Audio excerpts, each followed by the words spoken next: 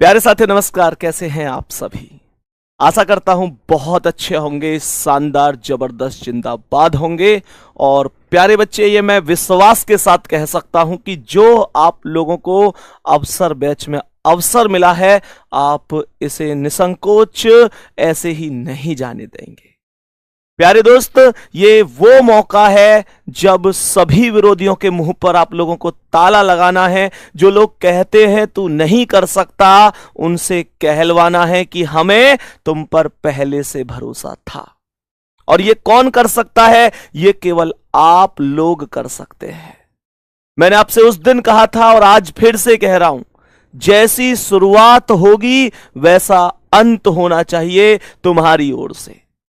ऐसा नहीं है कि भाई बहुत हिम्मत करके, बहुत संकल्प लेकर, बहुत सपने संजोकर और सबके मुंह पर ताला लगाने के लिए शुरू तो कर लिया, लेकिन धीरे धीरे पता चला कि अब वो जुनून, वो उत्साह ही हमारे अंदर ना रहा। कुछ दिन बाद मैं कहूंगा कि आज जो उत्साह है वो निरंतर बरकरार रहना चाहिए, क्योंकि मेरे प्यारे दोस्त, तुम जो तैयारी करने वाले हो ना, तुम जो तैयारी करने वाले हो एसएससी जीडी, भाई साहब नाम सुनते ही रोंगटे खड़े होते हैं। सीआईएसएफ, बीएसएफ, एसएसएफ, आईटीबीपी, भाई बहुत जबरदस्त, मैं कह रहा हूं बहुत बड़ा कलेजा चाहिए इस चीज की तैयारी करने के लिए। अपना परिवार, अपने एक मां को छोड़कर अपनी भारत मां की सेवा करने के लिए, मैं कह रहा हूं जो अंदर खून नहीं, मैं कह रहा हूं जुनून दौड़ना चाहिए, वो आपके अंदर है।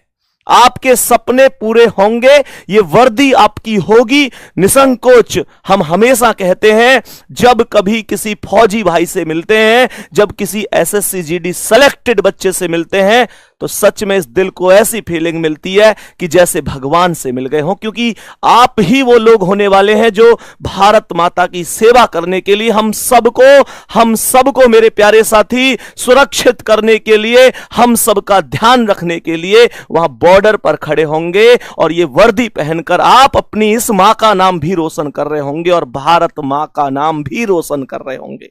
मेरे प्यारे दोस्त, कलेजा बहुत मजबूत चाहिए। मैंने कहा फौलाद भरना पड़ता है इस चीज की तैयारी को सोचने के लिए भी। और मेरे प्यारे दोस्त, आपके अंदर वो जुनून है, वो उत्साह है, तो ये वर्दी आपकी है, ये सपने आपके हैं, तो ये हकीकत आपकी है। एक बार थम्स अप कर दो सभी प्यारे साथी, क्या आप तैयार हैं एक जुनून के साथ, एक उत्साह के साथ आज की क्लास में। मेरे प्यारे दोस्त, मैं आपसे वादा करता हूं, रीजनिंग में 19 और 20 ही आपका स्कोर होगा। रीजनिंग में 19 और 20 ही आपका स्कोर होगा, क्योंकि 18 नंबर पर तो सिलेक्शन से बाहर हो जाते हैं हम। रीजनिंग वो सब्जेक्ट है जहां पूरा स्कोर इस चीज की गारंटी देता है कि हम सिलेक्शन के नजदीक खड़े हुए हैं। और रीजनिंग में अगर 18 से 1-2 स्कोर भी कम होता है, वो हमें सिलेक्शन से दूर करता है। मेरे प्यारे दोस्त, इस बात को समझना है। एक बार थम्स अप करके ये बता दो, भैया जी आपके साथ पूरी जान लगा देंगे सर, जो आप पढ़ाएंगे वो हम खुद भी सेल्फ स्टडी करेंगे और निसंकोच जितना पढ़ते रहेंगे। रिवीजन की जिम्मेदारी हमारी, आप कंटेंट लेकर आओ, उसे समझने की जिम्मेदारी हमारी। वो शब्द आपके होने चाहिए, आपके मन से होने चाहिए। आप तब तक नहीं हार सकते जब तक मेरे प्यारे साथी आप लोग खुद अपनी हार नहीं मान लेते।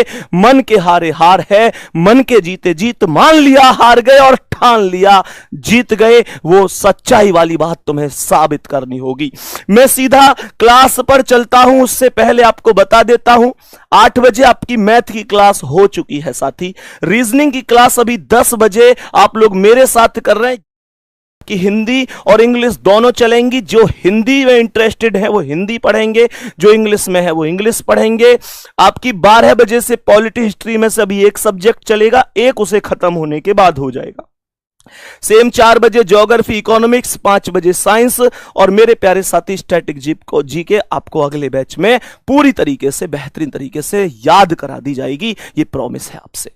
मेरे प्यारे दोस्त, उसके बाद हम लोग ये बात समझते हैं कि आज 9 तारीख, कल 10 और परसों 11 है। अवसर बैच में हम लोग डेमो के तौर पर 3 दिन क्लास कर रहे होंगे यूट्यूब पर। उसके बाद 12 तारीख से हमारी क्लास सीधा एप्लीकेशन पर प्रोवाइड हो जाएंगी आप लोगों को, ठीक है। फिर एप्लीकेशन पर क्लास चलेंगी। हम एक बार सिलेबस की बात करते हैं। सिलेबस बहुत इंपॉर्टेंट है। सिलेबस बहुत इंपॉर्टेंट है। जब एक विद्यार्थी तैयारी कर रहा होता है तो उसे यह पता होना चाहिए कि मुझे क्या पढ़ना है, और एक और बात, विद्यार्थी को यह भी पता होना चाहिए कि मुझे क्या नहीं पढ़ना है। मेहनत तो हो पर वो सही डायरेक्शन में हो, यह चीज बहुत मायने रखती है। मेहनत हो और सही डायरेक्शन में हो तो सफलता निश्चित रूप से मिलती है। अब मैं तुमसे कहने लग जाऊं इनपुट आउटपुट सिलेबस में लिख दूं, आपसे मेहनत करवा दूं इनपुट आउटपुट पे, और वहां पता चल रहा है पेपर में इनपुट आउटपुट से क्वेश्चन ही नहीं बन रहा, फिर काहे की मेहनत है यार।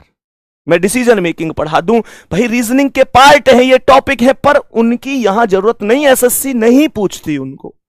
एसएससी क्या पूछती है, क्या में भी क्या ज्यादा पूछती है, वो सब मैं आपके लिए लेकर आया हूं।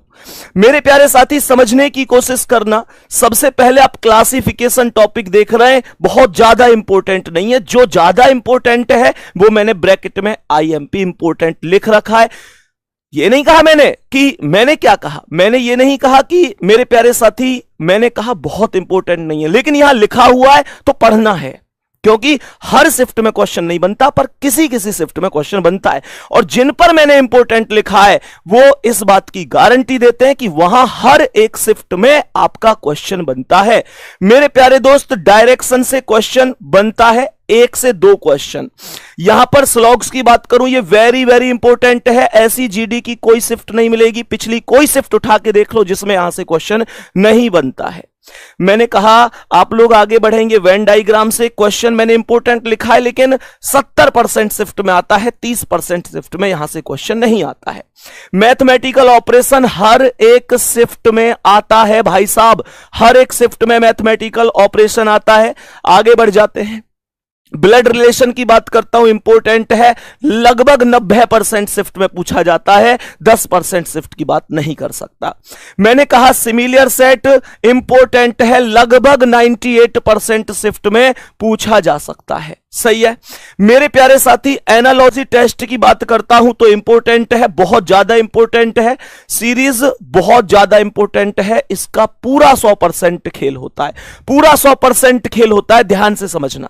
मैंने कहा मैं आगे बात करता हूं डाइस की, इंपॉर्टेंट है, लगभग 80% शिफ्ट में आपको देखने को मिलेगा। रैंकिंग टेस्ट मात्र 10% शिफ्ट में आपको देखने को मिलेगा, बहुत ज्यादा इंपॉर्टेंट नहीं है, पर वो शिफ्ट आपकी भी तो हो सकती है। जिस 10% शिफ्ट में रैंकिंग टेस्ट पूछा गया है वो शिफ्ट आपकी भी तो हो सकती है, इसलिए पढ़ना तो पड़ेगा। मैंने कहा फाइंड द मिसिंग नंबर, बहुत इंपॉर्टेंट नहीं है, पढ़ना पड़ेगा। पर लॉजिकल सीक्वेंस ऑफ वर्ड बहुत इंपॉर्टेंट नहीं है, पढ़ना पड़ेगा। सिटिंग अरेंजमेंट बहुत इंपॉर्टेंट है, सिटिंग अरेंजमेंट बहुत इंपॉर्टेंट है, स्क्रीनशॉट लेते चलो, लिखते चलो। मैंने जिन पर इंपॉर्टेंट लिख रखा है ना, आपसे प्रॉमिस है जिन टॉपिक पर मैंने इंपॉर्टेंट लिखा हुआ है इन टॉपिकों को भी बढ़िया तरीके से करके चले जाओगे एसएससी जीडी में, तो इतना अनुभव मुझे भी है मेरे भाई एसएससी का कि आप लोग 19 क्वेश्चन 18 क्वेश्चन बहुत प्यार से करके आओगे। 20 में से 18-19 बहुत प्यार से करके आयोगे। लेकिन फिर से वही बात है, 18-19 से बात नहीं बनेगी। जो बाकी टॉपिक अगर कहीं से गड़बड़ होके इनसे क्वेश्चन फंसा तो एक क्वेश्चन वो भी ठीक हो जाए तो हम 20 में से 20 स्कोर कर रहे होंगे। ये आपसे प्रॉमिस है, वादा, उस हिसाब से मैं आपको पढ़ा रहा हूंगा। एक प्रॉपर समय हमारे पास है और निश्चित रूप से इस बैच में हम झंडे गाड़ रहे होंगे मेरे प्यारे दोस्त। उसके बाद ये हमारे सभी टॉपिक हो गए, देखते चलना मैंने कहां कहां इंपॉर्टेंट लिखा हुआ है मेरे प्यारे वीर। उसके बाद डिक्शनरी ऑर्डर पर इंपॉर्टेंट लिखा है, हालांकि इसका खेल 50-50% रहेगा, आ भी सकता है नहीं भी आ सकता, दोनों ही कॉन्सेप्ट हैं मेरे प्यारे दोस्त, ध्यान रखना। कोडिंग डिकोडिंग की बात करूं, ऐसी कोई शिफ्ट नहीं होती एसएससी की जिसमें क्वेश्चन नहीं बनता, 100% आपको क्वेश्चन देखने को मिलेगा मेरे प्यारे दोस्त। ऑर्डर सीक्वेंस इंपॉर्टेंट नहीं है बहुत ज्यादा, क्योंकि बहुत कम एसएससी की शिफ्ट में यहां से क्वेश्चन पूछे गए हैं। Find the conditional number letter बहुत इंपॉर्टेंट नहीं है। रिपीटेड सीरीज, हां रिपीटेड सीरीज की बता दूं, यह भी 50-50 रहेगा, तो आप इसे इंपॉर्टेंट में डाल सकते हैं। अल्फाबेट टेस्ट ज्यादा इंपॉर्टेंट नहीं है। अब बात कर लेते हैं क्लॉक और कैलेंडर की। बात कर लेते हैं इन दोनों टॉपिकों की। तो मेरे प्यारे दोस्त, पिछली बार इन दोनों में से कोई एक किसी किसी शिफ्ट में पूछा गया है, या तो क्लॉक से क्वेश्चन या कैलेंडर से क्वेश्चन। कहने का मतलब क्या है, अब से कुछ समय पहले की बात करूं, 4-5 साल पहले की, तो ये दोनों ही मोस्ट इंपोर्टेंट टॉपिक थे। आप लोगों ने भी ये चीज देखी होगी कि पिछले कुछ दिनों से क्लॉक, कैलेंडर, घन घनाभ, ये टॉपिक थोड़े से कम हो चुके हैं और मेरे प्यारे दोस्त यहां से वेटेज घट चुका है। लेकिन घट चुका है तो क्या मैं क्लास में नहीं कराऊंगा? मैं तो क्लास में एक एक चीज कराऊंगा। पेपर में क्वेश्चन नहीं आया तो कोई बात नहीं है, हमने सीख लिया, और क्वेश्चन आ गया तो नंबर नहीं कटना चाहिए। मैं फिर से बता देता हूं, मेरे प्यारे साथी इस बात को समझेंगे कि कहीं ना कहीं आप लोग ऐसे समझो कि जितने भी टॉपिक हैं इस बात को प्रॉपर तरीके से समझना। एक एक टॉपिक इंपॉर्टेंट है, फिर से सुन लो, कान खोल के रख लो। रीजनिंग में आपका स्कोर अगर 19 से घटकर 18 भी रह गया 20 में से, तो आप सिलेक्शन की लिस्ट से बाहर जा रहे हैं। मेरे प्यारे दोस्त, ये मत समझना कि भैया एक नंबर से क्या ही फर्क पड़ेगा। मैंने कहा, मैं बहुत लोगों से मिलता हूं जो एग्जाम देते हैं, जो एग्जाम दिलवाते हैं। मेरे प्यारे दोस्त, मैंने जो निचोड़ निकाला है वो ये है कि एक एक नंबर पर लाखों बच्चे अंदर और बाहर होते हैं। मेरे प्यारे दोस्त, एक एक नंबर का खेल है, एक एक नंबर का योगदान होता है हमारे सिलेक्शन में। बात आ रही है समझ में? तो निश्चित रूप से जुनून के साथ आप क्लास को हम लोग स्टार्ट करते हैं। इसके बाद एक बार नॉन वर्बल पर मैं और नजर डाल लेता हूं। इसमें जो हमारी अंतर्निहित आकृति होती है कि भैया कहता है ना, एक आकृति देकर इस आकृति में इन 4 ऑप्शन में से कौन सी आकृति अंतर्निहित है, घुमाने की अनुमति नहीं है, ये वही टॉपिक है। इसे हम अंतर्निहित आकृति, हिडन फिगर, छिपी आकृति बोल देते हैं। यहां से क्वेश्चन बनता है। मेरे प्यारे साथी, mirror image, water image important है, फिगर सीरीज इंपॉर्टेंट है। सीरीज से फिगर सीरीज जो आकृति वाली सीरीज होती है, इसमें कुछ है ही नहीं। मैंने कहा रीजनिंग थोड़ी सी अगर टफ है तो वो केवल वर्बल रीजनिंग जिसमें लैंग्वेज है वो हल्की सी टफ है। नॉन वर्बल किस बात की टफ है यार? नॉन वर्बल तो टफ ही नहीं है, नॉन वर्बल तो बड़ी सीधी सी बात है, आकृति होती है। बस मैं तुम्हें ये बताऊंगा, इसे ऐसे, यहां से ऐसे देखो, ये कैसे घूम रही है, ऐसे देखो। मैं कह रहा हूं इसे तो मैं उस बंदे को भी सिखा दूंगा जो एक दिन कोचिंग नहीं गया, एक दिन स्कूल नहीं गया, कभी नहीं पढ़ा, कुछ नहीं जानता। मैं उनसे भी ये क्वेश्चन करवा दूंगा, ये मैं वादा कर रहा हूं आप लोगों से। तो आप तो बहुत समझदार हैं, आप तो बहुत होशियार हैं, अपने अंदर की शक्ति पहचानो गुड्डा। ये हमारे टॉपिक रहेंगे नॉन वर्बल के, आप इनका स्क्रीनशॉट ले लीजिए। इन पर भी मैंने इंपोर्टेंट लिख रखा है, कुल मिलाकर 4 मैंने इंपोर्टेंट में डाल रखे हैं, और दूसरा 1% अपवाद में ये कह रहा हूं, बाकी में से भी क्वेश्चन बन सकता है। मैं हर एक टॉपिक कराऊंगा, सभी टॉपिक कराऊंगा।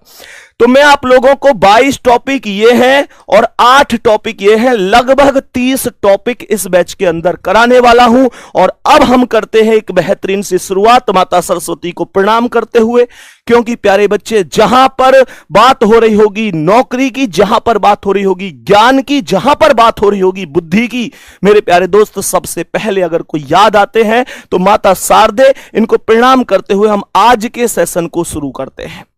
इतनी बातें प्यारे बच्चे आज इस वजह से हुई क्योंकि सिलेबस डिस्कस होना जरूरी था, सारी चीजें जरूरी थी। आज पहली क्लास थी, इस वजह से मैंने आपको ये सारी चीजें डिस्कस की। प्रॉमिस है आपसे, आगे हर एक क्लास में केवल जो बात होगी पहली मिनट से लेकर लास्ट की मिनट तक, वो केवल कंटेंट से मिली जुली होगी, बीच में कोई भी बात आपसे नहीं होगी। कोई मोटिवेशन के लिए मैं आपसे कुछ कह दूं तो वो अलग बात है।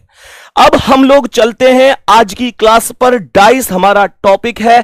मेरे प्यारे शेर, कर दो थम्स अप, जुनून है तुम्हारे अंदर तो ध्यान रखना। ढूंढ लेते हैं जो मुश्किलों में भी साहिल को, ढूंढ लेते हैं जो मुश्किलों में भी साहिल को, वो सिर फिरी लहरों में कभी खो नहीं सकते।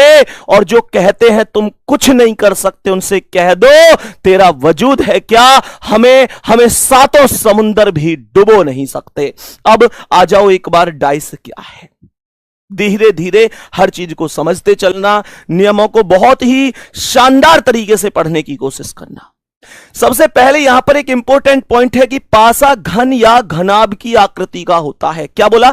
Dice has A shape of cube and cuboid. Cube और क्यूबॉइड, घन या घनाभ। सबने सांप सीढ़ी का खेल खेला होगा, लूडो सबने देखा होगा। लूडो देखा है ना, जिसपे बिंदी बिंदी सी होती है, वो इस टाइप का होता है, बोलो हाँ या ना।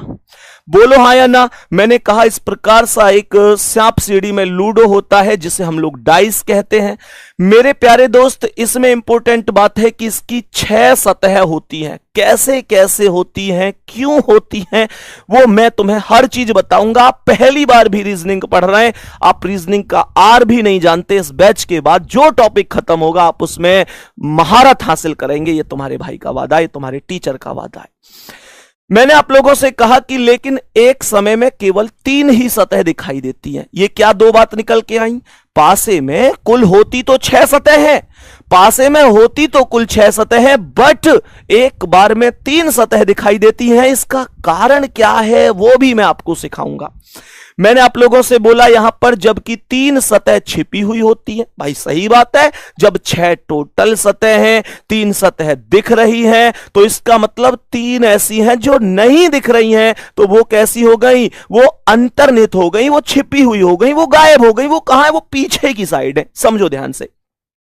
मैं अगर ओवरऑल बात करूं तो डाइस ये है कुल 6 सतह का, लेकिन जब मैं पेपर में देखूंगा तो मुझे डाइस कैसा दिखेगा? कुछ इस प्रकार से दिखेगा। और इसकी केवल मुझे कितनी सतह दिखाई देंगी? मुझे इसकी केवल 3 सतह दिखाई देंगी। बात यहां तक बराबर है साथी?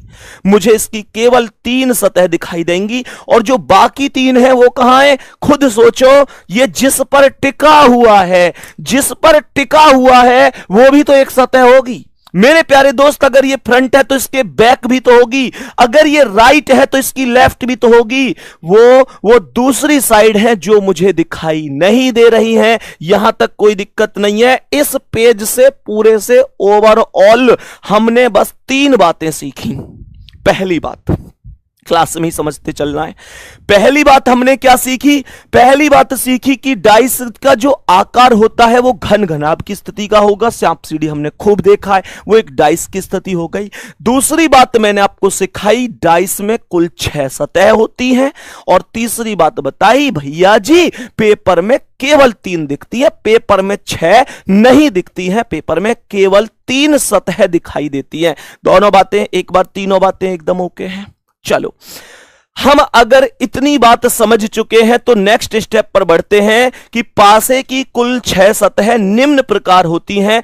ये पासे की जो 6 सतह हैं ये किस प्रकार से होती हैं, कहां कहां होती हैं, ये समझो। एक सतह होती है ऊपर, टॉप पर, और उसके अपोजिट वाली सतह बॉटम नीचे हो जाएगी। भाई अगर एक सतह ऊपर टॉप है तो एक बॉटम होगी, नीचे होगी। एक ऊपर वाली सतह, एक नीचे वाली सतह, तो टॉप के अपोजिट कौन हो गई? बॉटम, अर्थात नीचे। मैंने कहा आगे और पीछे। मेरे प्यारे दोस्त, जो सतह आगे है वो आपको दिख रही है, लेकिन जो पीछे है, मैंने कहा आगे अर्थात फ्रंट, उसके अपोजिट क्या होगी? पीछे अर्थात बैक। ये बात बेहतर तरीके से आप समझ गए होंगे। हमने यहां पर क्या बोला? ये दाएं और ये बाएं। मेरे प्यारे दोस्त, एक सरफेस कौन सी है? राइट वाली, मैं इसकी बात कर रहा हूं, ये वाली। और एक सरफेस इसके इधर लेफ्ट वाली होगी जो आप लोगों को नहीं दिख रही। तो एक राइट और एक लेफ्ट, तो 6 सतह कैसे कैसे आई?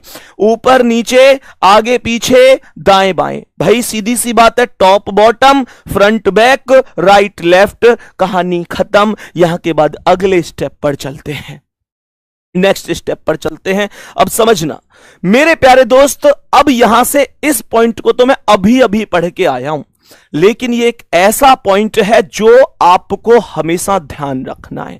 मैं आपको मात्र 3 से 4 पॉइंट बताऊंगा जो आप लोगों को सोते हुए भी याद होने चाहिए। मैं कभी भी पूछूं बताओ मेरे शेर कि पासे में कुल कितनी सतह हैं, तो आपका जवाब होना चाहिए भैया पासे में 6 सतह होती है। किसी भी पासे में 6 सतह। Any dice has a total of 6 surface. पासे में कुल 6 सतह होती है। ये आपसे मैं जब पूछूं आपको ये पता होना चाहिए। अरे याद रहेगा कि नहीं, मेरे साथ बोलो एक बार, भैया पासे में कुल 6 सतह होती है। ये वर्दी दूर नहीं है, और तुम इतने जागरूक होने के बाद ये वर्दी कोई और ले जाए, ये हो नहीं सकता। लेकिन तुमको मेहनत करनी पड़ेगी मेरे साथ, मुझसे भी ज्यादा, हमारी टीम के साथ, हमारी टीम से भी ज्यादा। मेरे प्यारे दोस्त, पासे में 6 सतह हुई, ये आपको इंपॉर्टेंट पॉइंट है, हमेशा ध्यान रखना है। दूसरा क्या है, यहां पे मैंने लिख रखा है पासे से संबंधित ये कुछ महत्वपूर्ण तथ्य हैं, महत्वपूर्ण जानकारियां हैं। मैंने बोला नेक्स्ट, यहां पर जो इंपॉर्टेंट बात है अब उसे समझो। मैंने कहा कि किसी भी एक सतह के विपरीत केवल एक ही सतह होती है। बहुत बड़ी बात आ रही है, किसी भी एक सतह के विपरीत केवल एक सतह होती है, जबकि शेष बची हुई चारों सतह उस सतह की पड़ोसी सतह होती है। There is only one surface, there is only one surface opposite to any one surface. किसी भी सतह के विपरीत केवल एक विपरीत सतह। While the remaining four surface, जो बची हुई, रिमेनिंग मतलब जो बची हुई 4 सरफेस हैं, remaining 4 surfaces are the neighbouring, भैया पड़ोसी की बात कर रहा है, सरफेसेस ऑफ दैट सरफेस, उस सतह की पड़ोसी सतह होंगी। क्या बोला इसने, किसी एक सतह के विपरीत केवल एक सतह होगी, किसी एक सतह के विपरीत केवल एक सतह होगी, और बची हुई चारों सतह उस सतह की हमेशा पड़ोसी सतह होंगी। मैं समझाता हूं मैंने क्या कहा। मेरे पास ये डाइस था, इस डाइस में मैंने कहा कि जो ऊपर वाली सतह है, जो टॉप वाली सतह है, अर्थात मैं इसकी बात कर रहा हूं। मेरे प्यारे दोस्त, इसकी अपोजिट कहां है? भाई खुद सोचो, ऊपर का अपोजिट कहां होता है, ऊपर का विलोम क्या होता है? तो आप कहेंगे जो ऊपर वाली सतह है उसके अपोजिट नीचे वाली सतह होगी, जिस पर पासा टिका हुआ होगा।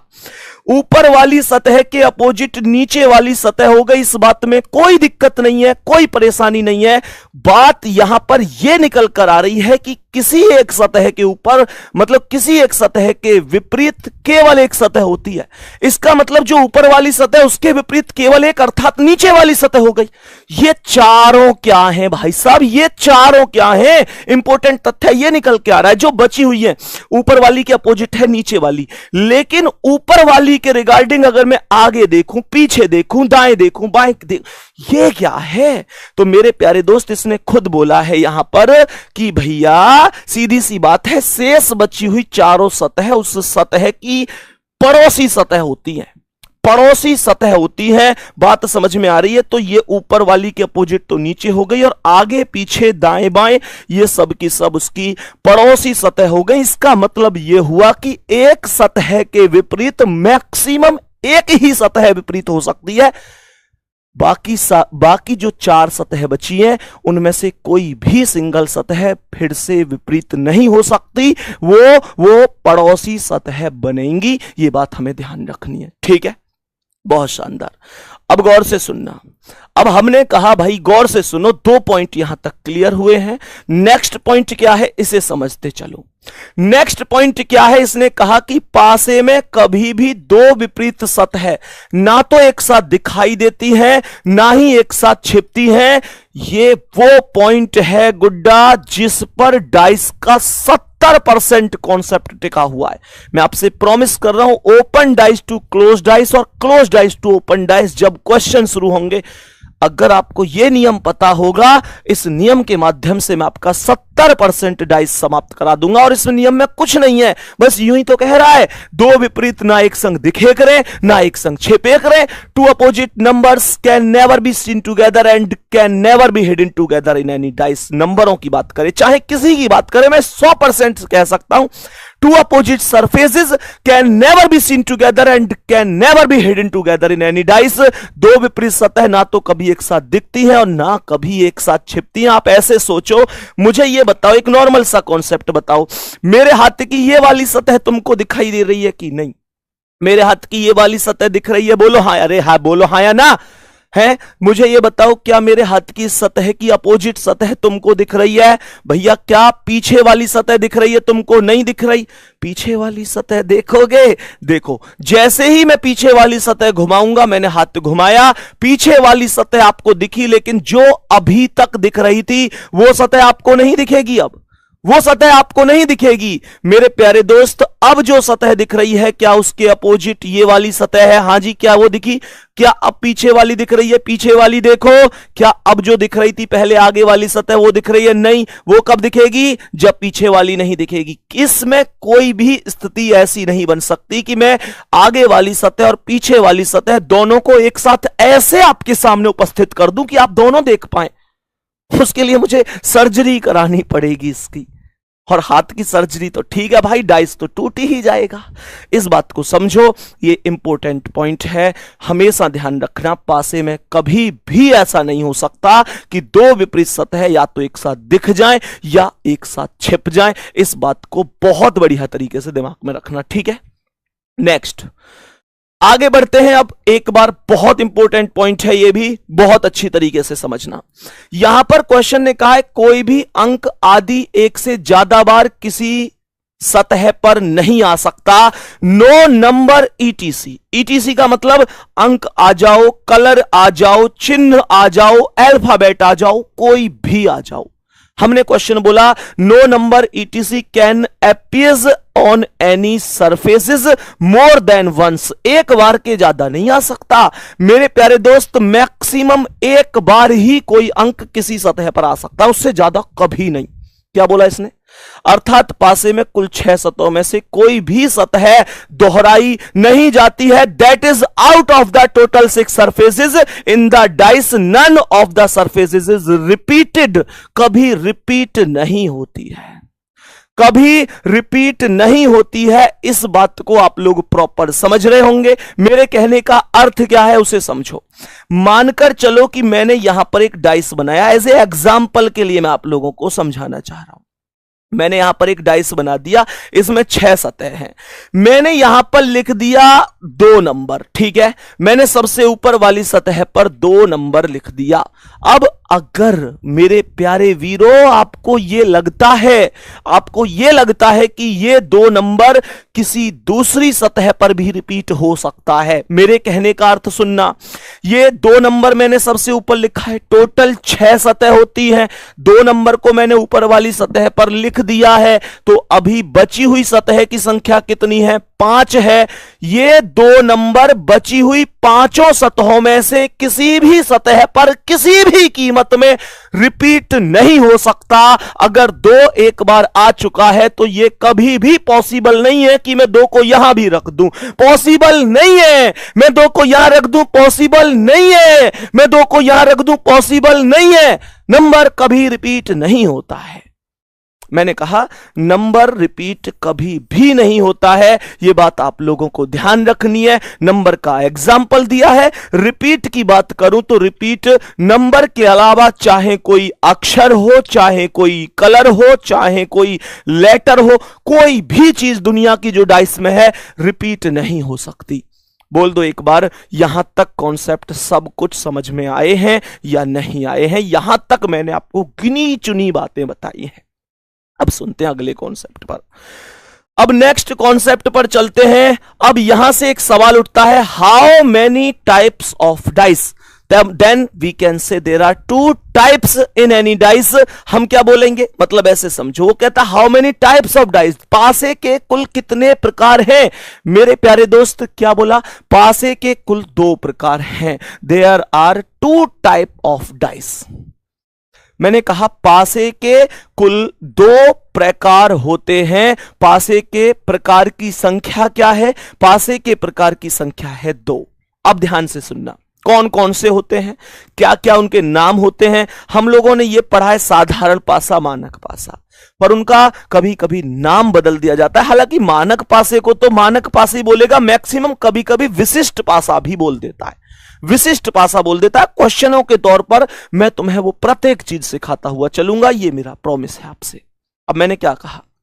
मैंने कहा पहला पासा होता है साधारण पासा। क्या बोलेंगे? साधारण पासा। साधारण पासा जिसे हम ऑर्डिनरी डाइस, नॉर्मल या नॉन स्टैंडर्ड कुछ भी बोले, ऐसे हिंदी की अगर मैं बात करूं तो मेरे प्यारे दोस्त इसे साधारण पासा बोल दे, सामान्य पासा बोल दे, गैर मानक पासा बोल दे, इन चीजों से कोई प्रभाव नहीं पड़ता है। तीन डाइस मतलब अलग अलग नहीं है, ये एक ही डाइस के तीन नाम हैं, साधारण, सामान्य, गैर मानक, चाहे जो बोले बात एक ही है। अब ये क्या होता है, मन में तुरंत आया होगा, तुरंत मन में आया होगा, भैया ये तो बताओ ये क्या बीमारी है, साधारण पासा क्या है ये, वो बताऊंगा मैं तुम्हें, परेशान मत हो। अगली स्लाइड पे वही चीज आवेगी कि तुम देखते ही कैसे पहचान लोगे कि साधारण है या मानक है, अभी लेके आऊंगा उसे, बस 2 मिनट का टाइम दे दो।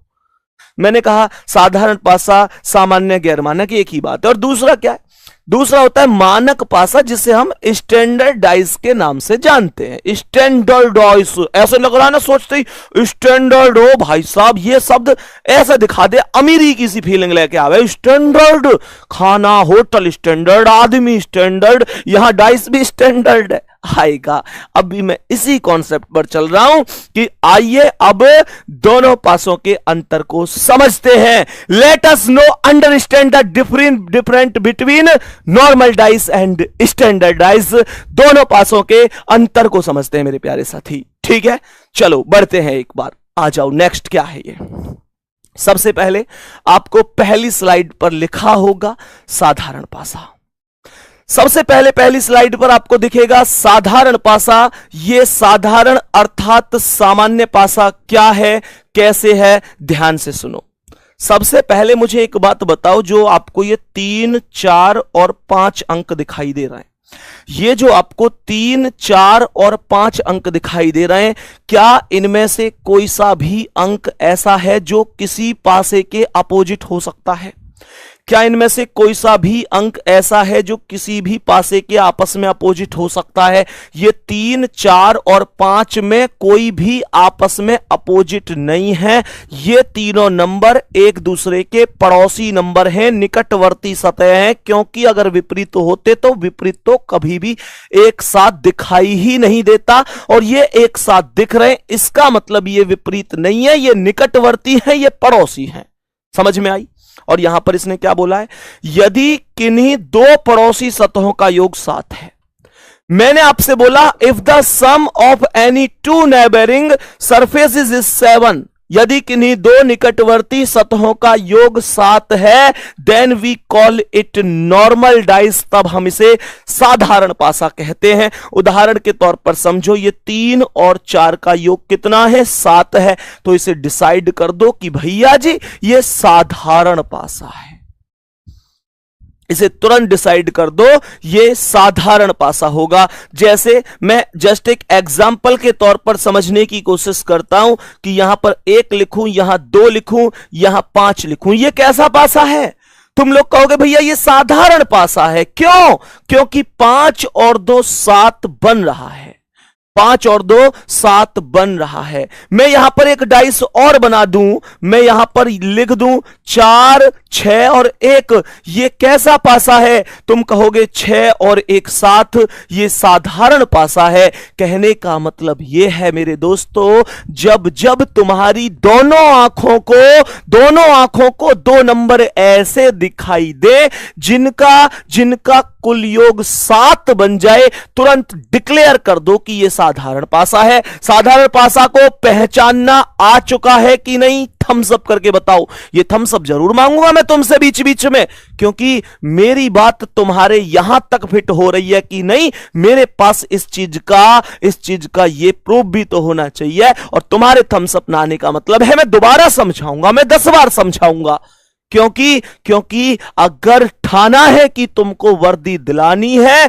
अगर ठाना है कि तुम्हारे हौसले उन विपक्षियों के, उन विरोधियों के मुंह से बड़े हैं, मेरे प्यारे दोस्त, जो कहते हैं ये बच्चा कुछ नहीं कर सकता, मैं आपको सच बता दूं, अंकित सर के नेतृत्व में पूरी आरडब्ल्यूए टीम इस बार आप लोगों के लिए कुछ अलग ही करके ठान रखा है। मेरे प्यारे दोस्त, आप विश्वास रखो, इस बार जब फाइनल मेरिट लगेगी तब हम भी जवाब देंगे कि कितने सिलेक्शन हमने दिए। और मेरे प्यारे दोस्त, हम चाहते हैं कि आप भी अपने पड़ोसियों को जवाब देना कि तुम ये कहते थे मैं नहीं कर सकता, और तुम्हें जवाब देने की जरूरत नहीं है। वो कागज का टुकड़ा जिसे जॉइंट लेटर कहते हैं, वो अच्छे के मुंह पे ताला लगा देगा। इस बात का ध्यान रखियो तुम। आ जाओ एक बार, हम इसे बहुत अच्छी तरीके से जान चुके हैं, इसमें कोई दिक्कत नहीं है कि साधारण पासा क्या होता है। नेक्स्ट कॉन्सेप्ट पर चलते हैं। दूसरा डाइस यहां पर आ जाता है मानक पासा। दूसरा डाइस जो यहां पर बन जाता है उसे हम मानक पासा कहते हैं। ये क्या है भाई? मानक पासा स्टैंडर्ड डाइस क्या है? ये यही तो समझना था भैया, यही तो स्टैंडर्ड मामला है, इसे समझो। ये कह रहा है यदि पासे में किसी भी दो पड़ोसी सतहों का योग 7 नहीं है, 7 नहीं है, 7 नहीं है, ये तो उसकी जस्ट अपोजिट परिभाषा हो गई। जो डाइस अभी अभी पढ़ा था वो ये कहता था कि पड़ोसी सतहों का योग 7 है जी, और ये कहता है योग 7 नहीं है जी। ये तो जस्ट अपोजिट हो गई, ये परिभाषा ही बदल गई। परिभाषा तो बदलेगी जब डाइस बदलेगा, तो इसमें क्यों ज्यादा रोना पीटना है भैया? तो मुझे एक बात बताओ कैसे? यहां पे क्या कह रहा है ये क्वेश्चन ने कहा if the sum of any two neighbouring faces of the dice is not 7, is not 7, 7 नहीं है। देखो ध्यान से, 2 और 4 6, 7 नहीं है। 4 और 6 10, 7 नहीं है। 6 और 2 8, 7 नहीं है। मेरे कहने का मतलब समझ रहे हैं आप? मेरे कहने का मतलब है किसी भी नजदीकी दो सतहों का योग 7 नहीं है। जब 7 नहीं है तो ये मानक पासा है। डिसाइड कर दो। अब हमें दो चीज समझ में आ रही हैं। अगर दो निकटवर्ती सतहों का योग 7 है तो साधारण पासा है, 7 नहीं है तो मानक पासा हो जाएगा। अब सुनो ध्यान से, इसने क्या बोला है? इसने आगे एक बात बोली है, then such a dice called a standard dice. Okay, वो ठीक है। आगे इसने बहुत इंपॉर्टेंट बात बोली है, and the sum of all the opposite faces in the standard dice is 7। Hindi वाले ध्यान दो, डाइस जो स्टैंडर्ड होता है, मानक पासा होता है, इसमें कभी भी दो निकटवर्ती सतहों का योग 7 नहीं होता। लेकिन सभी विपरीत सतहों का योग 7 ही होता है। लेकिन सभी विपरीत सतहों का योग 7 ही होता है। तो मेरे प्यारे दोस्त सोचो, 4 के विपरीत क्या है? क्या कहा था? सभी विपरीत सतहों का योग 7 है। तो 4 के विपरीत कितना लिख दूं जो 7 बन जाए?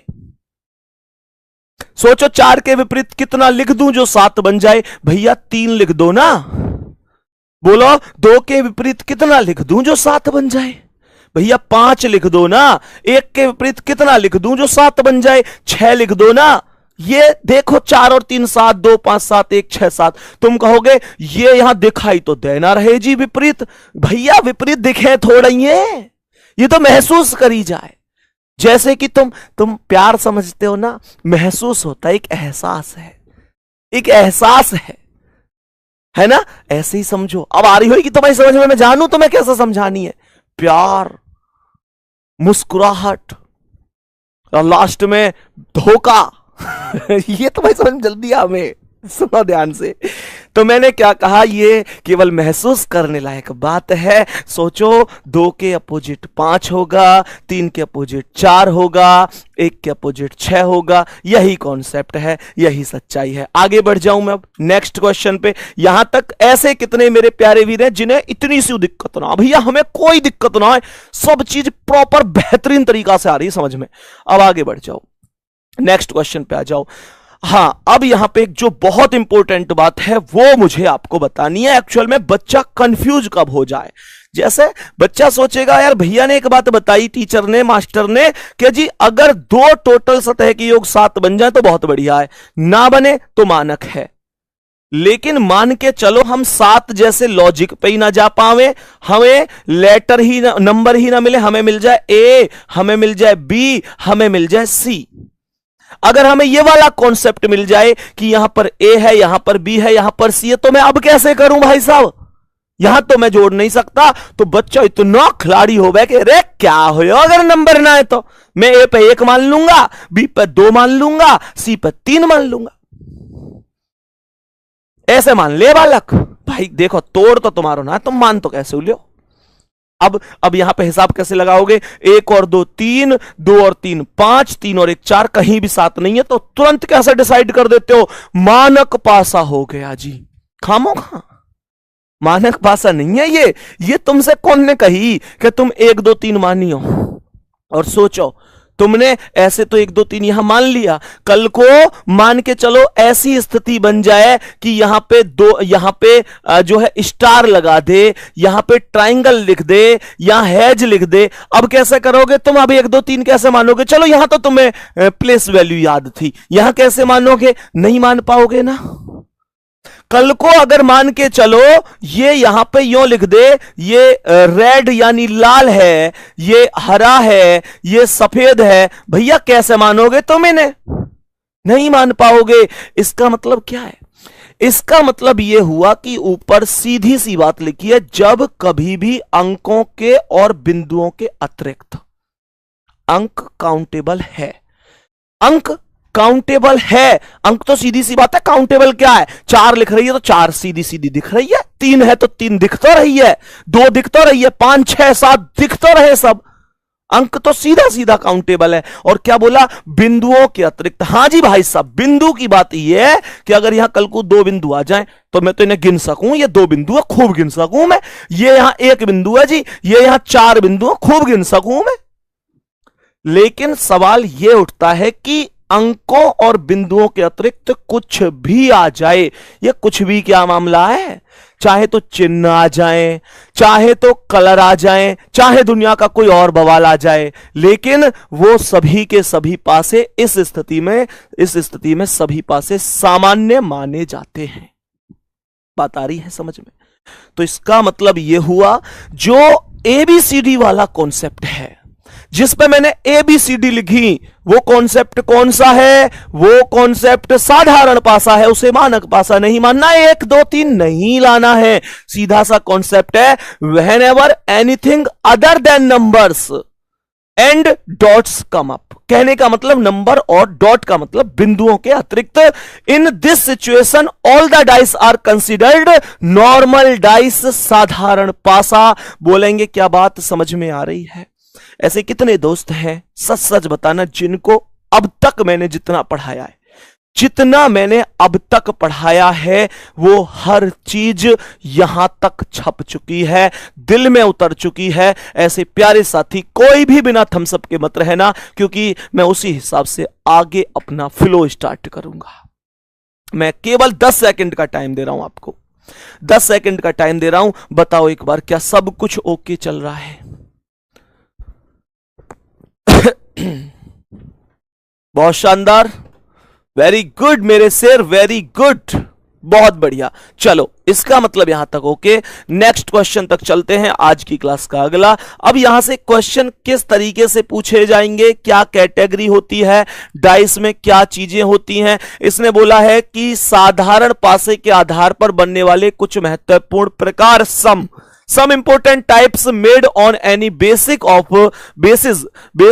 of सिंपल डाइस, साधारण पासे के आधार पर। तो पहला है कि भैया जब केवल एक स्थिति दी हो, when only one position is given, जब 2 स्थिति दी हो, when 2 positions are given, जब 2 से ज्यादा स्थिति दी हो, when more than 2 positions are given। तो 3 केस बने, जब 1 स्थिति हो, जब 2 स्थिति हो, और जब 2 से भी ज्यादा स्थिति हो। एक एक करके सभी स्थितियों को समझने की कोशिश करते हैं। मेरे प्यारे दोस्त, ये एक स्थिति है। यहां पर अभी इस क्वेश्चन को करने से पहले मैं आप लोगों को थोड़ा सा समझाना चाहूंगा। मेरे प्यारे दोस्त ध्यान से समझना, जब एक स्थिति आए, इस क्वेश्चन को भी समझाऊंगा। कह रहा है when only 1 dice is given, तो हमें क्या करना है, बहुत गौर से सुनना। मानकर चलो मेरे प्यारे दोस्त, मेरे पास यहां पर एक डाइस है, केवल एक स्थिति है। यहां पर 2 लिखा है, यहां पर 1 लिखा है, और यहां पर लिखा हुआ है 3। सही है। मैं इस क्वेश्चन में आपसे यह पूछना चाहता हूं मेरे शेर कि 3 के विपरीत क्या होगा। मैंने क्वेश्चन में पूछा कि बता दो 3 के विपरीत क्या होगा। क्या तुम मुझे आंसर बता सकते हो? मैंने कहा 3 के विपरीत क्या है, तो सुनो ना, तो ये रहना कि मैं कैसे करूंगा, मैंने तो अभी सीखे ही ना है। अरे तुम्हें यह नहीं सिखाया था कि साधारण पासा मानक पासा 2 चीजें होती हैं? तो पहले यह तो चेक करो कि यह पासा कौन सा है। ये साधारण पासा है या मानक पासा है, एक बार प्लीज चेक करो। तो आप चेक करोगे, 2 और 1 3, 1 और 3 4, 3 और 2 5। क्या इसमें कहीं भी 7 बना? क्या कहीं भी 7 है इसमें? कहीं ना भाई साहब, 7 है ही ना। 7 ना है तो ये तो मानक पासा है, ये तो मानक पासा स्टैंडर्डाइज। और इसके आंसर तो फिक्स रहे में भैया। भैया ये वही है ना जिसमें अपोजिट का टोटल 7 हो एक रहे? ये वही तो है जिसमें अपोजिट का टोटल 7 होता है। यार एक चीज सोचो, जब पड़ोसी का टोटल 7 ना है तो फिर 7 कहां है? अपोजिट पे, विपरीत पे। तो 3 के विपरीत सोचो, 3 के विपरीत कितना लिख दूं जो 3 में ऐसे कितना जोड़ दूं जो 7 बन जाए? 4 जोड़ दो, 4 ही आंसर है इसका। तो एक चीज तो ये निकल के आई कि जब एक ही डाइस आएगा तो एक कॉन्सेप्ट तो ये बन सकता है कि वो डाइस अपने आप में मानक पासा होगा और मैं उसमें सीधा अपोजिट का टोटल 7 कर दूंगा, दुनिया की कोई ताकत नहीं रोक सकती, आंसर सही होगा। लेकिन मुश्किल ये नहीं है, मुश्किल ये नहीं है। 3 के विपरीत 4 यहां तो मैंने लिख दिया, कोई दिक्कत नहीं। मैंने क्या कहा? मैंने यहां पर सीधा कॉन्सेप्ट लगा दिया कि एक स्थिति बन गई, यहां 1 था, यहां 2 था, यहां 3 था और 3 के विपरीत पूछ रहा था। मैंने आप लोगों को आंसर क्या दे दिया? 4 बता दिया।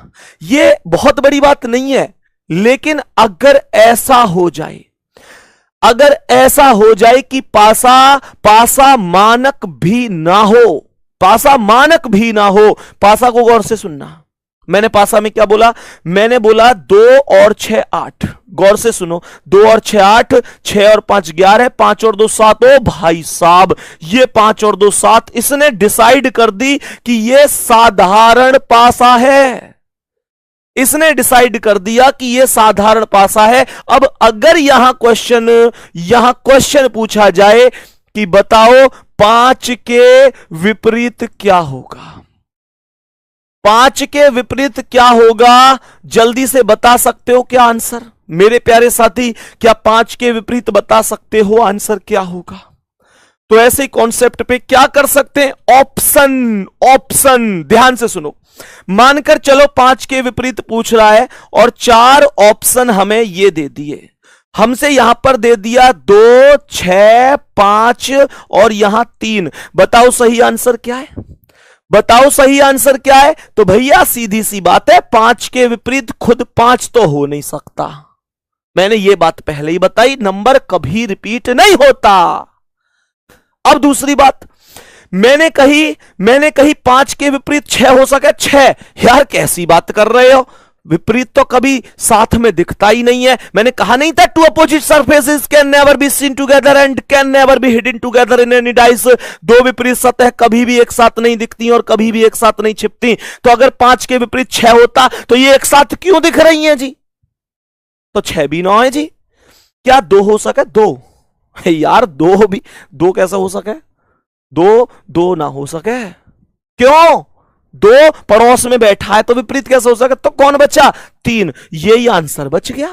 अब मान के चलो आगे के ऑप्शन सुनो। ABCD 4 ऑप्शन फिर दे दिए जी। पहले ऑप्शन पे लिख दी यहां 5, दूसरे ऑप्शन पे लिख दी 1, यहां लिख दी 2, यहां लिख दी 6। बताओ अब कौन है? तो 5 के विपरीत 5 ना हो सके, 6 ना हो सके, 2 ना हो सके, तो अब 1 होगी। ये कॉन्सेप्ट है, इसमें है क्या? मुझे ये समझ में ना आ रही, कहां दिक्कत आ रही है तुम्हें? बताओ जल्दी। हां, अब ध्यान से सुनो, एक्चुअल में 5 के विपरीत है क्या? एक्चुअल में क्या है सर? 5 के विपरीत फिक्स कोई नंबर नहीं है। 5 के विपरीत फिक्स तो कुछ भी नहीं है। कहने का मतलब यह है मेरे प्यारे दोस्त, 5 के विपरीत कौन है? सुन लो, 1 है, 2 तो लिखा हुआ है, 1 है, 3 है और 4 है। 5 के विपरीत 1 है, 3 है और 4 है। कहने का मतलब हुआ 2 6 और 5 के विपरीत 1 3 4 होंगे। कहने का मतलब है 2 कैटेगरी बनेंगी, एक वो कैटेगरी जो यहां पे दिख रही है और एक वो कैटेगरी जो यहां से गायब है मेरे प्यारे साथी, जो यहां उपलब्ध नहीं है। एक वो कैटेगरी जो यहां दिख रही है 2 6 5, एक वो कैटेगरी जो गायब है 1 3 4। इस बात को बढ़िया तरीके से समझो। अब कौन कौन से के अपोजिट है ये हम कभी सिंगल डाइस में नहीं बता सकते। मैं ही ना, दुनिया का कोई मास्टर ना बता सके। सिंगल डाइस में फिक्स कोई ना कर सके। और कल को इन 3 में से जो ऑप्शन में मिलेगा वो ठीक है। और कभी ऐसे मिल जाए कि ऑप्शन नंबर जैसे 5 के विपरीत पूछे और ऑप्शन नंबर 1 पे मिले ए, दूसरे पे मिले 3, तीसरे पे मिले 4 और चौथे पे मिल जाए ज्ञात नहीं कर सकते, तो फिर ज्ञात नहीं कर सकते ही सही जवाब है। समझ में आ रही है? फिर ज्ञात नहीं कर सकते ही सही जवाब होगा। अगर जैसे पहले पे मिल जाए 1, दूसरे पे मिल जाए 3, तीसरे पे मिल जाए ए तथा बी दोनों, तो फिर वो सही है अकॉर्डिंग टू ऑप्शन। अब सुनो ध्यान से, बहुत बढ़िया, बहुत शानदार। मेरे प्यारे दोस्त ध्यान से समझने की काम बात करना। दीपक टाइगर कमेंट कर रहे हैं, काजल आई लव यू। है बेटा दीपक, नाम के आगे लगावे को टाइगर, छोरी चुपके तो यूं पता हो कि काजल की आईडी बना के हो सके कोई कमल, कुशल, कोमल और कपिल कोई और बैठा हो तो पता हो कुछ। मतलब काम तो कर रहे हो तुम ऐसे, मतलब मैं बताऊं कैसे कि बस छोड़ो, काम कर रहे हो तुम एकदम छिचोरा पने के और वैसे टाइगर लिखेंगे आगे। तू एक बार थोड़ा एक घुट पानी पी के यूं सोचियो, टाइगर है तू, सच बता। यार पढ़ ले क्लास में, हेप्टो इतनी जोर से मारूंगा यहां से मेरे दोस्त, डेमो में ही पिट के जावे वो। पढ़ ले। आ जाओ भाई क्वेश्चन पे। अब क्या ब्लॉक कर दिया परमानेंट, ऐसे नहीं की जरूरत ना। हाँ भाई, सपने तो देख रहे हैं वर्दी मिल जाए, नाम के आगे लिख रहे हैं टाइगर, काम कैसे कर रहे हो। शर्म आवेगी मम्मी पापा ने इस बातें सुन के कि तेरे कर्म कैसे हैं। आ जाओ यहां पे ध्यान से समझो। अब हम लोग चलते हैं जब एक पासे के अलावा 2 पासे दिए हों। मेरे प्यारे दोस्त एक बार बहुत अच्छी तरीके से समझना, जब मानकर चलो आप लोगों को 2 पासों की संख्या दे दी जाए तो ध्यान से समझने की कोशिश करना। मानकर चलो यहां पर 2 डाइस लिखे हुए हैं, मानकर चलो यहां पर 2 डाइस लिखे हुए हैं, बहुत अच्छी तरह समझना। यहां पर ये 2 है, ये 1 है और यहां पर ये है 5, यहां पर ये 3 है, यहां पर 6 है और यहां पर लिखा हुआ है मेरे प्यारे दोस्त 5। सही है। और क्वेश्चन हमसे पूछता है कि बता दो 5 के विपरीत क्या होगा। क्वेश्चन हमसे पूछता है कि बता दो 5 के विपरीत क्या हो सकता है। What is number opposite to 5?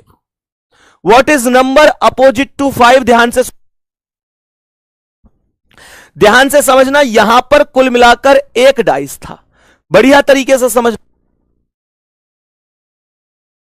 यहां पर एक बार बहुत ही अच्छी और शानदार तरीके से समझने की कोशिश करना। मैं आपको क्या बता रहा हूं, यहां पर 1 डाइस था, अब हमने डाइस की संख्या कितनी कर दी?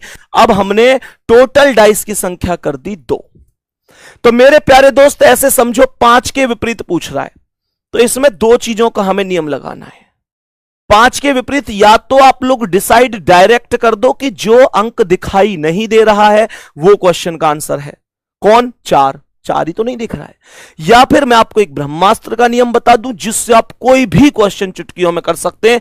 आप एक काम करो, जो 5 है इन दोनों में ऐसे देखो कॉमन कौन है, या 5 के अलावा किसी भी नंबर के विपरीत पूछ ले। मान के चलो 2 के विपरीत पूछ ले, 3 के पूछ ले, 4 के, 1 के, किसी भी नंबर के विपरीत पूछ ले। ध्यान से समझना मेरे प्यारे दोस्त, ऐसे समझने की कोशिश करना कि जैसे यहां पर कॉमन देखो कौन है, तो 5 कॉमन है, बहुत ध्यान से समझियो। तो आप एक काम करो, 5 से पासे ने दोनों ने कॉमन नंबर से घड़ी की दिशा में घुमाना शुरू कर दो। घड़ी की दिशा में घुमाना शुरू कर दो। जैसे यहां 5 से कौन मिला? 2 और 2 से 1, तो 5 से कौन आया? 2 और 2 से कौन आया? 1। भाई घड़ी ऐसे ही तो चले कर है, 5 2 1। अरे घड़ी ऐसे ही चले, तुम में से किसी की महंगी तो ना है जो उल्टी चलती हो। तो 5 2 1 ऐसे चलेगी। मेरे प्यारे साथी यहां पर 5 3 6, तो ये 5 3 6 आएगी और यहां 5 के सामने 4 आ जाएगी। यहां 5 के सामने 4, तो अपोजिट अब किसी भी नंबर के पूछ ले, 5 का अपोजिट पूछेगा 4 आंसर है, 2 का पूछेगा 3 और 1 का पूछेगा 6। किसी साथी को कोई दिक्कत यहां तक? किसी भी प्यारे साथी को कोई दिक्कत? इस वाले डाइस में हमारे पास केवल एक डाइस था। अभी मैंने आपको जो डाइस बताया उसमें 2 डाइस है। उसमें हमारे पास टोटल कितने डाइस हैं? उसमें हमारे पास टोटल कितने डाइस हैं मेरे प्यारे साथी? टोटल 2 डाइस हैं। अब गौर से सुनना, आगे अगले कॉन्सेप्ट पर चलते हैं बेहतरीन और शानदार तरीके से। एक क्वेश्चन आप लोग मुझे खुद बता देना मेरे प्यारे दोस्त। मानकर चलो यहां पर 2 डाइस हैं, यहां पर भी हमारे पास 2 डाइस हैं। यहां पर क्वेश्चन ने कहा है 4 3 1 2 1 6। यहां पर मुझे बताओ कौन कौन नंबर आपस में अपोजिट है? कौन से नंबर के अपोजिट कौन सा नंबर है? एक बार बताने की कोशिश करेंगे। तो मुझे एक बात बताओ, दोनों में कॉमन कौन है? 1 कॉमन है। 1 को ले लिया, 1 को ऊपर और नीचे रख दिया। 1 से चलेंगे, क्या आया? 4। 4 से चलो, कौन आया? 3। तो 1 4 3। क्या बोला? 1 4 3। यहां पर कौन? 1 से 6 और 6 से 2। 1 से 6 और 6 से 2। 1 के सामने कौन आ गया? 5। अब 1 का अपोजिट 5 है, 4 का 6, 3 का 2। कुछ भी ना आए, बस कॉमन नंबर से घड़ी की दिशा में घुमाना है। मेरे प्यारे साथी, मैं उम्मीद करता हूं आज की क्लास बहुत ही शानदार तरीके से तुम्हें समझ में आई होगी। मेरे प्यारे दोस्त, आपका जुनून कितना है? आप किस तरीके से मेरे प्यारे दोस्त किसके लिए मेहनत कर रहे हैं? आपकी जिंदगी में आपके माता का, आपका पिता का, आपके भाई का, आप किसी भी परिवार से हैं, कितनी भी आपकी स्थिति खराब है, ध्यान रखना बिल गेट्स जी ने कहा था कि अगर हमने गरीब घर में जन्म लिया है तो हमारी गलती नहीं है, पर अगर हम गरीब घर में मर गए तो हमारी गलती है। मेरे दोस्त, आज आपके हालात कैसे भी हो, इन हालातों को बदलना होगा केवल तुमको। ध्यान रखना, हर खानदान में वो शेर पैदा होता है जो उस गरीबी रेखा को तोड़ता है। अपने माता पिता को वो खुशियां दिलवाओ जो आज तक उन्होंने केवल सपनों में देखी हैं। अपने माता पिता को वो खुशियां दो जिनका इंतजार वो आपके तब से कर रहे हैं जब आप शायद बहुत छोटे थे। मेरे प्यारे दोस्त, वो दिन दूर नहीं होना चाहिए जब आप लोग निश्चित रूप से खुशियां मना रहे होंगे और मम्मी पापा से कह रहे होंगे उस दिन सुबह सुबह, पापा आज मेरा रिजल्ट आने वाला है। और मम्मी पापा तुम्हारे पास बैठकर जब इंटरनेट पर रिजल्ट चेक करेंगे तो उनकी आंखों में आंसू आ जाए, आने दो, खुशी के ही तो होंगे। फर्क क्या पड़ता है, दोबारा कभी रोने का मौका उनकी जिंदगी में नहीं आना चाहिए। मेहनत करो शानदार तरीके से। और प्यारे बच्चे, कमेंट में यह भी जरूर बता देना कि आप किस स्टेट से और किस जिले से क्लास ले रहे हैं। आज इस बात को सभी प्यारे साथी अभी क्लास के बाद कमेंट करके जरूर बताना। और क्लास कैसी रही, किस उम्मीद से हम क्लास में आए हैं, लास्ट तक हमारा जुनून बना रहेगा इतना, वो सभी कमेंट में मुझे चाहिए। अभी मैं सभी की कमेंट का इंतजार करूंगा। धन्यवाद, नमस्कार।